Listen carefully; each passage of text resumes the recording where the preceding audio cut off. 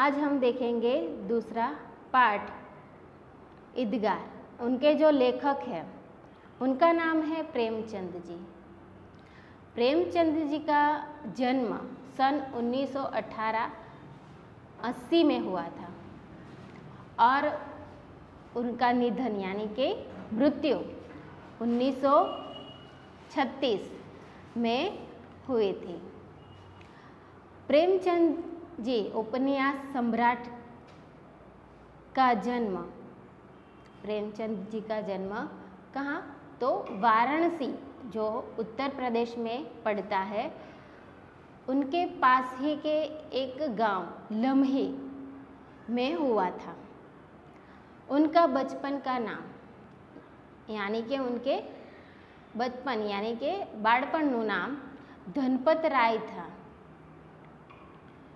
प्रारंभ में वे नवाब राय उपनिषद और उपनाम से उर्दू में लिखते थे। एणे જ્યારે સાહિત્ય રચનાની શરૂઆત કરી પ્રેમચંદજીએ ત્યારે એણે પ્રારંભ યાની કે શરૂઆતમાં તેમણે ઉર્દુ ભાષાથી લખવાની શરૂઆત કરી અને એમણે નવાબ રાય નામથી એણે સાહિત્ય રચના લખવાની શરૂઆત કરી। बाद में प्रेमचंद नाम से हिंदी में लिखने लगे અને ત્યાર પછી તેમણે પ્રેમચંદ નામથી हिंदी साहित्य लेखन की शुरुआत करी। मैट्रिक उत्तीर्ण होते ही प्राध्यापक बने, किंतु गांधी जी के सहयोग आंदोलन में सक्रिय होने के लिए उन्होंने सरकारी नौकरी त्याग दी थी। एमणे मैट्रिकनी परीक्षा पास कर्या पछी एक अध्यापकनी एटले के शिक्षकनी नौकरी એને સરકારી નોકરી મળી હતી, પરંતુ તેમણે ગાંધીજી દ્વારા જે અસહયોગ આંદોલન ચલાવવામાં આવ્યું હતું એ આંદોલનમાં सम्मिलित એટલે કે એમાં સામેલ થવા માટે ભેગા થવા માટે એમણે જે સરકારી નોકરી મળી હતી એ સરકારી નોકરી એને શું કર્યું? છોડી દીધી। गोदान प्रेमचंद का सर्वश्रेष्ठ उपन्यास है। गोदान जे एमणे लखेली एक रचना है, ए रचना एमणे उपन्यास जे छे ए सर्वश्रेष्ठ है। उनकी कहानियाँ तेमणे प्रेमचंदजीए घणी एवी कहानी पण लखी है। मानसरोवर जेमानी एक मानसरोवर नामनी जे एनी कहानी है एने 1 થી 8 भागमां वेचवामां आवी छे। साहित्य में प्रगतिवाद चेतना को उजागर करने के लिए जागरण तथा हंस पत्रिका को संपादन किया। प्रेमचंद जीए साहित्यनी एटले के ज्ञाननी प्रगति थाय एनामां प्राण मळे एटले के चेतना मळे एना माटे एमणे जागरण अने हंस ए नामनी पत्रिकानुं संपादन कर्युं। प्रेमचंद जी की भाषा बोलचाल के निकट की ही है अने एमनी जे भाषा छे ए एकदम सहज अने निकट हती। ईदगार प्रेमचंद जी की अमर कहानी है। आज आपणे जे कहानी जोवाना छीए ए कहानी ईदगार ए प्रेमचंद जीनी अमर कहानी छे। कहानी का बालक नायक हामिद अपने दोस्तों के साथ ईदगार जाता है। आ कहानी ना जे नायक छे ए नायक नु नाम छे हामिद अने पोताना मित्रों साथे ईदगार एटले के नमाज अदा करवानी जे जगह छे एने ईदगार कहेवाय छे अने ते त्यां जाय छे। जब इन्हें बच्चे खिलौने और मिठाई खरीदते हैं, जब वहाँ जाकर बच्चे दूसरे बच्चे क्या खिलौने और मिठाई खाने की चीज़ें खरीदते हैं, तब हामिद अपनी बाल सहज इच्छाओं का दमन करके अपनी दादी अम्मा के लिए चिमटा खरीदता है। અને એ બધું પોતાની જે વસ્તુઓ છે ખિલોના એટલે કે રમકડા અને મીઠાઈ છોડીને તે પોતાની જે દાદી છે એના માટે એ ચીમટો એટલે કે ચીપિયો ખરીદી લાવે છે। इसमें दादी के प्रति प्रेम था तथा उपयोगी चीज खरीदने की विवेकपूर्ण बुद्धिमत्ता प्रकट होती है। એના ઉપરથી આપને ખ્યાલ આવે છે કે જે કહાનીનો નાયક છે હમીદ એ પોતાની જે ઈચ્છાઓ છે એને મારીને એ પોતાની દાદી પ્રત્યેનો જે પ્રેમ છે અને એને ઉપયોગી જે વસ્તુ છે એ ખરીદે છે, તો એ પરથી એની જે વિવેક બુદ્ધિ છે એ પ્રગટ થાય છે।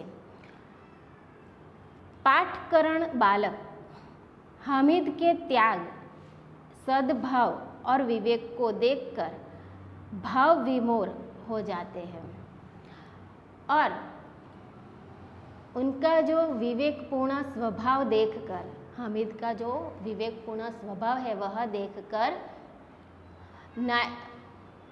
जो प्रेमचंद जी है वह उनकी जो भावना है त्याग करने की, हामिद की त्याग करने की भावना है, दूसरों के प्रति आदर करने की भावना है, उनको देखकर भाव विभोर हो जाते हैं। तो आइए देखते हैं हम कहानी प्रेमचंद जी की। रमजान के पूरे 30 रोजे के बाद आज ईद आई है। रमजान જે રીતે આપણો શ્રાવણ માસ હોય છે હિન્દુઓનો, શ્રાવણ માસ હોય, અધિક માસ હોય, પાવન પર્વ આપણે કહેવામાં આવે છે, તે જ રીતે મુસ્લિમ લોકોનો રમઝાન મહિનો હોય છે। એમાં એ લોકો 30 દિવસ એટલે કે 1 મહિનો સુધી એ ઉપવાસ કરે છે, રોજા યાની કે ઉપવાસ, અને ત્યાર પછી તેમનો ઈદનો તહેવાર હોય છે।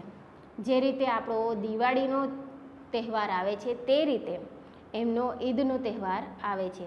એટલે કે આખા મહિનાના ઉપવાસ પછી તેમનો ઈદનો તહેવાર આવ્યો છે। કિતના મનોહર એટલે કે કેટલો સુંદર, કિતના સુહાવના પ્રભાત હૈ એટલે કે કેટલું સુંદર અને કેટલું ખુશનુમા પ્રભાત યાની કે સવાર છે। આજ का सूर्य देखो कितना प्यारा है કે નાયક શું કહે છે કે આજનો સૂર્યોદય એટલો સુંદર અને કેટલો પ્યારો ઉગ્યો છે સૂર્ય।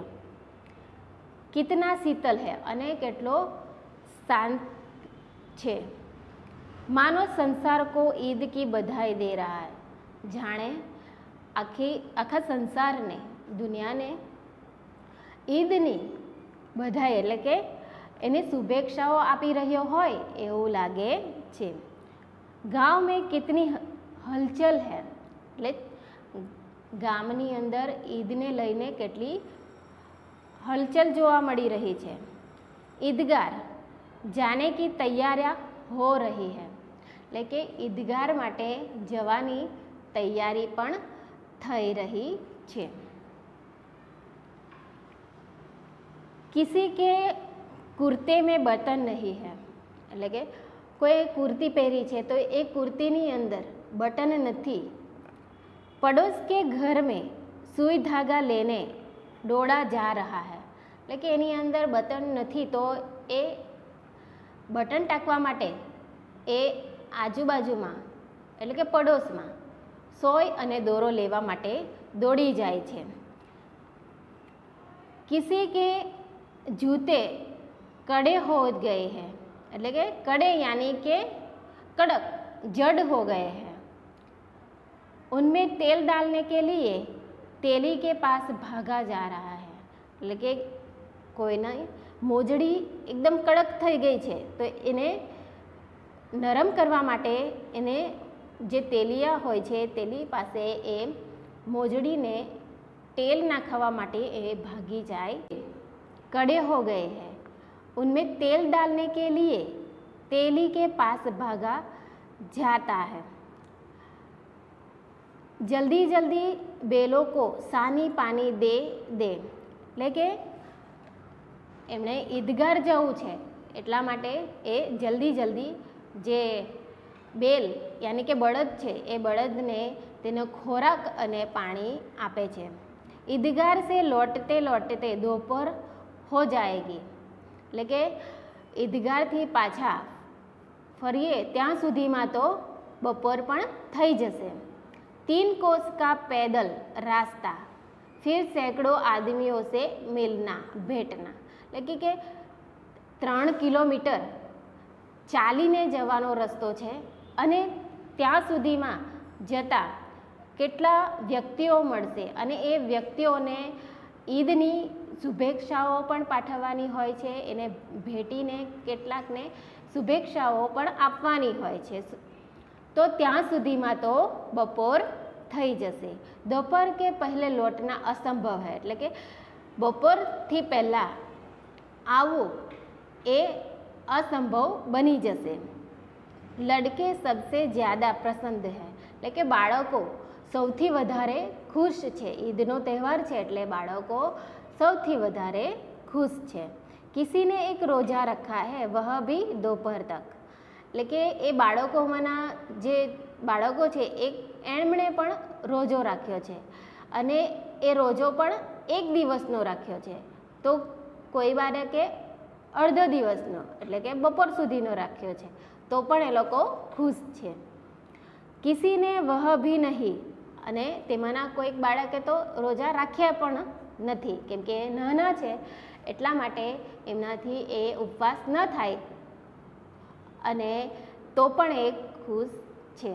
लेकिन ईदगार जाने की खुशी उनके हिस्से की चीज़ है, અને ઈદગાર એમને ત્યાં નમાજ અદા કરવા જવાની ખુશી જે છે એ તેમનામાં દેખાય છે। રોજે બડે બૂઢો કે લીએ હોગે, એટલે કે ઉપવાસ રાખવો રોજે એટલે કે ઉપવાસ રાખવો એ મોટા વ્યક્તિ અને બુઝુર્ગ વ્યક્તિઓ માટે હોય છે। ઇનકે લીએ તો ઈદ હૈ, અને આ જે નાના બાળકો છે એના માટે તો ઈદ જ છે। રોજ ઈદ કા નામ રટતે થે, અને આખો જે એમનો રમઝાનનો મહિનો છે એ આખા મહિનામાં એ ઈદનું નામ રટે છે। આજ વહ આ ગઈ, અને આજના દિવસે એ ઈદ આવી છે। अब जल्दी पड़ी है, અને તેમને જલ્દી છે કે લોગ ઈદગાર ક્यों नहीं चलते, એટલે કે ઈદગાર ત્યાં એમના જે મંદિર છે ઈદગારનું જે મસ્જિદ છે ત્યાં કેમ મારી સાથે આવતા નથી એ વિચારે છે। उनकी अपनी बेजो में तो कुबेर का धन भरा हुआ है, એટલે કે એની જે બેગ છે જેબો એટલે આમ કે ખિસ્સાઓમાં कुबेर का धन यानी के पैसाओ पड़िया है। बार बार जेब में से अपना खजाना निकालते हैं, એટલે કે વારંવાર તે પોતાના ખિસ્સાની અંદર પૈસા પડ્યા છે એ કાઢે છે અને મૂકે છે અને એ રીતે ખુશ થાય છે। તો વિદ્યાર્થી મિત્રો આપણે અહીંયા સુધીનો પાઠ જોયો છે, હવે આગળનું આપણે આવતા લેક્ચરમાં જોઈશું। ત્યાં સુધી જય હિન્દ,